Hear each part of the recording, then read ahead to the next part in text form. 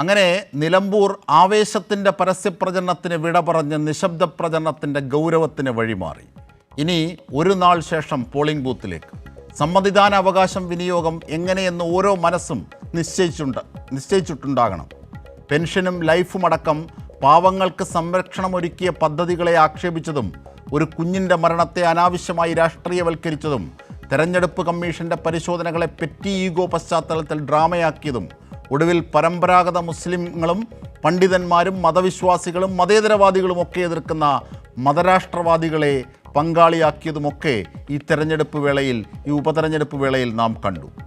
പരന്ന വായനയും ധൈഷണിക ഇടപെടലും സമരങ്ങളും പാർശ്വവൽകൃത ജനതയോട് ഐക്യദാർഢ്യവും കൊണ്ട് കേരളത്തെ ആകെ പുളകമണിയിച്ചവൻ ഹൃദയപക്ഷത്തെ പ്രതിനിധീകരിച്ചെത്തിയത് മുതൽ UDF ചേരി ആശങ്കയിലായിരുന്നതും നമ്മൾ കണ്ടു.